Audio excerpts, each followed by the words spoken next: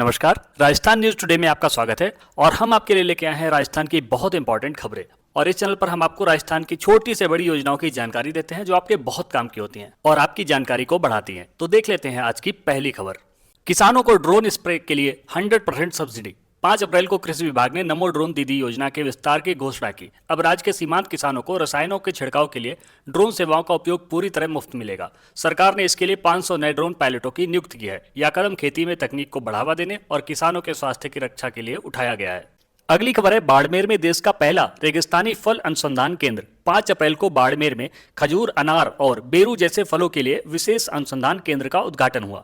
यहां इजरायली तकनीक से खारे पानी में मीठा फल उगाने की ट्रेनिंग दी जाएगी। अब थार के किसान पारंपरिक फसलों के बजाय बागवानी से सालाना 5 लाख तक की अतिरिक्त आय कर सकेंगे। अगली खबर है, पशुपालकों के लिए कामधेनु बीमा 2.0 लॉन्च। 5 अप्रैल से पशुपालन विभाग ने कामधेनु बीमा योजना का नया चरण शुरू किया।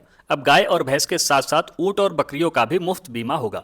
पशु की मृत्यु होने पर 24 घंटे के भीतर 60,000 रुपए का मुआवजा सीधे बैंक खाते में आएगा। सरकार ने इसके लिए ई-KYC प्रक्रिया को अनिवार्य कर दिया है ताकि पारदर्शिता बनी रहे। और अगली खबर है, जैविक खेती के लिए सर्टिफिकेशन अब मुफ्त। 5 अप्रैल को कृषि मंत्री ने घोषणा की कि जैविक खेती करने वाले किसानों को अब ऑर्गेनिक सर्टिफिकेट के लिए कोई फीस नहीं देनी होगी। सरकार खुद खेतों की जांच कर उन्हें मान्यता देगी। इससे किसानों के उत्पाद अंतर्राष्ट्रीय बाजारों में ऊंचे दामों पर बिक सकेंगे। अब तक यह प्रक्रिया महंगी और जटिल थी, जिससे छोटे किसान पिछड़ जाते थे। और अगली खबर है, बीकानेर में ऊन मंडी का आधुनिकीकरण। 5 अप्रैल को बीकानेर की एशिया प्रसिद्ध ऊन मंडी को डिजिटल मार्केट में बदलने का प्रोजेक्ट शुरू हुआ। अब ऊन की नीलामी ऑनलाइन होगी, जिससे देश भर के खरीदार हिस्सा ले सकेंगे। सरकार ने यहां ऊन की गुणवत्ता जांचने के लिए अत्याधुनिक लैब भी स्थापित की है। इससे भेड़ पालकों को उनकी ऊन का उचित और प्रतिस्पर्धी मूल्य मिल सकेगा। अगली अच्छी खबर है, किसानों के लिए सिंचाई के लिए सौर ऊर्जा पंप वितरण का लक्ष्य पूरा। 5 अप्रैल को ऊर्जा विभाग ने लक्ष्य से पहले 50,000 सौर ऊर्जा पंपों के वितरण का कार्य पूरा किया। अब इन किसानों को दिन में ही मुफ्त बिजली मिलेगी और रात को सिंचाई करने की परेशानी खत्म होगी। सरकार ने अगले साल के लिए 1 लाख नए पंपों का लक्ष्य रखा है। सौर ऊर्जा अपनाने वाले किसानों को विशेष पुरस्कार भी दिए जाएंगे। अगली खबर है, बेरोजगारों के लिए कौशल पथ लोन योजना। 5 अप्रैल को सरकार ने शिक्षित बेरोजगारों के लिए कौशल पथ योजना शुरू की। इसके तहत तकनीकी कोर्स कर चुके युवा अपना स्टार्टअप या सर्विस सेंटर खोलने के लिए 5 लाख रुपए तक का ब्याज मुक्त लोन ले सकेंगे। ऋण की अदायगी 2 साल बाद शुरू होगी। इससे युवाओं को नौकरी खोजने के बजाय रोजगार देने वाला बनाने की दिशा में मदद मिलेगी। अगली अच्छी खबर है, छात्रों के लिए AI tutor mobile app launch. 5 अप्रैल को शिक्षा विभाग ने सरकारी स्कूलों के बच्चों के लिए राज गुरु AI ऐप लॉन्च किया। यह ऐप छात्रों के सवालों के जवाब उनकी मातृभाषा हिंदी और मारवाड़ी में देगा। ऐप में कक्षा 1 से 12 तक का पूरा सिलेबस वीडियो और क्विज के रूप में उपलब्ध है। ग्रामीण क्षेत्रों के बच्चों के लिए यह 24 घंटे उपलब्ध निजी शिक्षक की तरह होगा। अगली अच्छी खबर है, ITI पास युवाओं के लिए जापान वर्क प्रोग्राम। 5 अप्रैल को तकनीकी शिक्षा विभाग ने जापानी कंपनियों के साथ समझौता किया। अब राजस्थान के ITI पास 2000 युवाओं को जापान में काम करने का मौका मिलेगा। सरकार उन्हें जापानी भाषा और शिष्टाचार का मुफ्त प्रशिक्षण देगी। चयनित युवाओं को प्रतिमाह 2 लाख रुपए तक का वेतन मिलेगा। यह युवाओं के लिए अंतर्राष्ट्रीय करियर बनाने का सुनहरा अवसर है। अगली बहुत अच्छी खबर आ रही है, प्रतियोगी परीक्षाओं के लिए कमीशन मुक्त फॉर्म सेवा। 5 अप्रैल को कार्मिक विभाग ने ऐतिहासिक निर्णय लिया। अब राजस्थान की किसी भी सरकारी नौकरी, रीट, RAS, पटवारी के लिए छात्रों को फॉर्म फीस नहीं देनी पड़ेगी। 1 टाइम रजिस्ट्रेशन के बाद सभी परीक्षाओं के फॉर्म मुफ्त भरे जा सकेंगे। इससे गरीब छात्रों पर पड़ने वाला आर्थिक बोझ कम होगा और वे अधिक से अधिक परीक्षाओं में भाग ले सकेंगे। अगली खबर है, जयपुर में यूथ हॉस्टल का नया विंग शुरू। 5 अप्रैल को जयपुर में प्रतियोगी परीक्षाओं की तैयारी कर रहे बाहरी छात्रों के लिए नए यूथ हॉस्टल का उद्घाटन हुआ। यहां मात्र 100 रुपए प्रतिदिन में रहने और खाने की व्यवस्था है। हॉस्टल में हाई स्पीड इंटरनेट और एक बड़ी लाइब्रेरी भी बनाई गई है। सरकार ऐसे हॉस्टल हर जिला मुख्यालय पर बनाने की योजना पर काम कर रही है। और अगली अच्छी खबर है, मेडिकल छात्रों को विदेशी रिसर्च हेतु फेलोशिप। 5 अप्रैल को चिकित्सा शिक्षा विभाग ने धनवंतर फेलोशिप की घोषणा की। इसके तहत राजस्थान के 100 मेधावी MBBS छात्रों को विदेश की टॉप यूनिवर्सिटीज में 3 महीने के रिसर्च प्रोग्राम के लिए भेजा जाएगा। पूरा खर्च सरकार उठाएगी। इससे राज्य की चिकित्सा प्रणाली में अंतर्राष्ट्रीय स्तर के शोध और नई तकनीकी का समावेश हो सकेगा। अगली अच्छी खबर है, बेरोजगार युवाओं को होम स्टे पर्यटन प्रशिक्षण। 5 अप्रैल को पर्यटन विभाग ने ग्रामीण क्षेत्रों के युवाओं के लिए होम स्टे ट्रेनिंग शुरू की। युवा अपने पुराने घरों को पर्यटकों के लिए तैयार करेंगे और राजस्थानी संस्कृति का अनुभव कराएंगे। सरकार इसके लिए 2 लाख रुपए का रिनोवेशन ग्रांट और मुफ्त मार्केटिंग सहायता देगी। इससे गांवों में पर्यटन बढ़ेगा और स्थानीय स्तर पर ही स्वरोजगार के अवसर पैदा होंगे। और अगली खबर है, खिलाड़ियों के लिए ओलंपिक विजन 2032 कैंप। 5 अप्रैल को खेल परिषद ने प्रदेश के 500 उभरते खिलाड़ियों के लिए विशेष आवासीय प्रशिक्षण कैंप की शुरुआत की।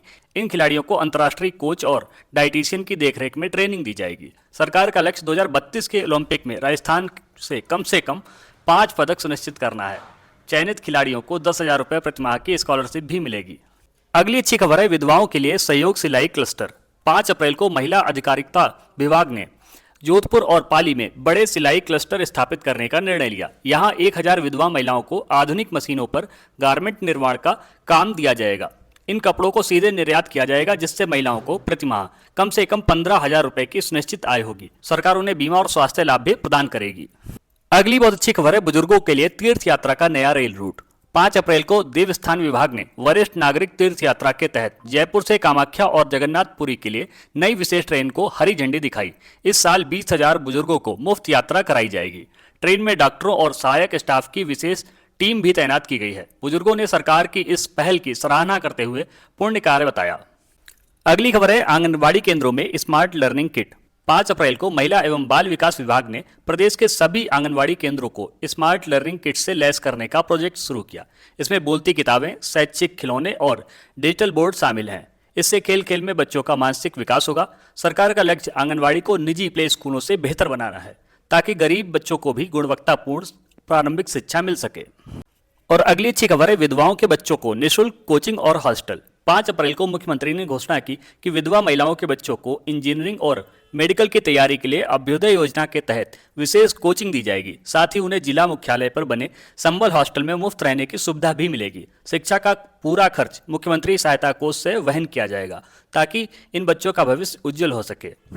अगली खबर है ग्रामीण महिलाओं को लखपति दीदी ई कॉमर्स ट्रेनिंग। 5 अप्रैल को स्वयं सहायता समूहों की 5,000 महिलाओं को अमेजन और फ्लिपकार्ट जैसे प्लेटफॉर्म पर सामान बेचने की ट्रेनिंग दी गई। अब ग्रामीण महिलाएं अपने हाथ से बने पापड़, अचार और गहने ऑनलाइन बेच सकेंगी। सरकार ने इसके लिए राज सखी ब्रांड नाम से विशेष स्टोर भी बनाए हैं।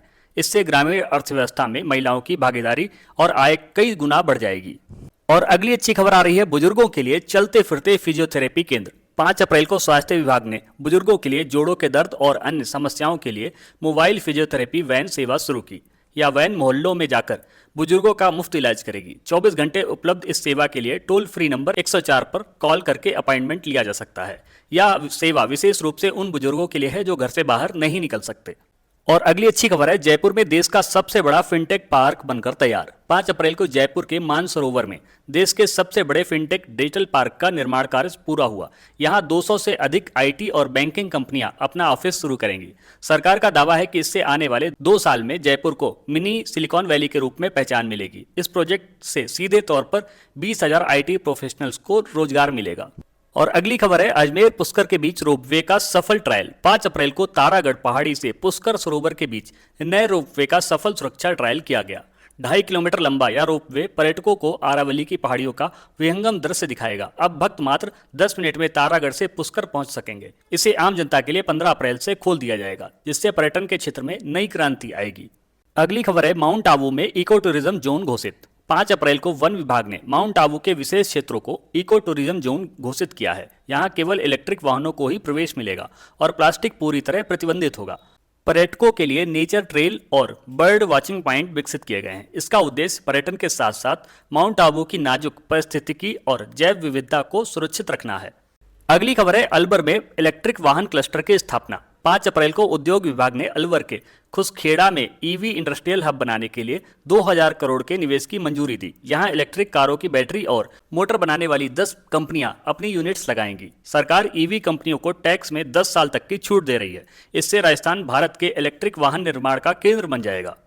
और अब देख लेते हैं मौसम समाचार। राजस्थान में हीट वेव का तांडव, 15 जिलों में ऑरेंज अलर्ट जारी। 5 अप्रैल को राजस्थान के पश्चिमी हिस्सों में पारा 45 डिग्री सेल्सियस के पार पहुंच गया।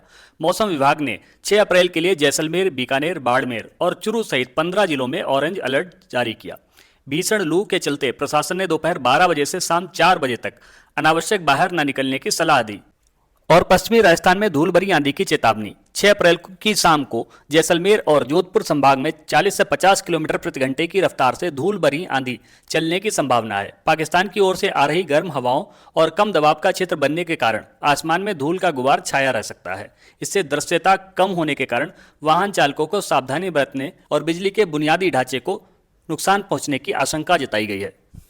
और अच्छी खबर आ रही है, बाड़मेर में हाइड्रोजन फ्यूल स्टेशन की मंजूरी। 5 अप्रैल को केंद्र सरकार ने बाड़मेर में प्रदेश के पहले ग्रीन हाइड्रोजन रिफिलिंग स्टेशन को मंजूरी दी। भविष्य में हाइड्रोजन से चलने वाली बसों और ट्रकों के लिए यह प्रमुख केंद्र होगा। रिफाइनरी के पास होने के कारण बाड़मेर को क्लीन एनर्जी हब के रूप में विकसित किया जा रहा है। यह प्रदूषण मुक्त परिवहन की दिशा में राजस्थान का बड़ा कदम है। और अगली अच्छी खबर है, हेल्थ ऑन व्हील्स। गांव में डिजिटल एक्सरे की सुविधा। 5 अप्रैल को स्वास्थ्य मंत्री ने 20 नई डिजिटल हेल्थ वैन को रवाना किया। ये वैन गांव में जाकर मुफ्त एक्सरे, ब्लड टेस्ट और ईसीजी की सुविधा देंगी। रिपोर्ट तुरंत मोबाइल पर मिल जाएगी और जटिल मामलों में विशेषज्ञ डॉक्टर से ऑनलाइन परामर्श भी दिलाया जाएगा। ग्रामीण क्षेत्रों में स्वास्थ्य सेवाओं के लोकतंत्रीकरण की दिशा में यह बड़ी उपलब्धि है। और अंत में आपसे एक अनुरोध है कि हमारे इस चैनल राजस्थान न्यूज टुडे को आप सब्सक्राइब कर लीजिए, जिससे आपको सुबह सुबह काम की न्यूज मिलती रहे और हमारा भी थोड़ा मोटिवेशन बढ़ेगा। और साथ ही साथ अपना प्यार भरा लाइक और कमेंट करना बिल्कुल मत भूलिएगा। और मुझे ये भी बताइएगा कि आप किस शहर से हमारी खबरों को देख रहे हैं। बाकी पूरा वीडियो देखने के लिए बहुत बहुत धन्यवाद। आपका समय शुभ हो।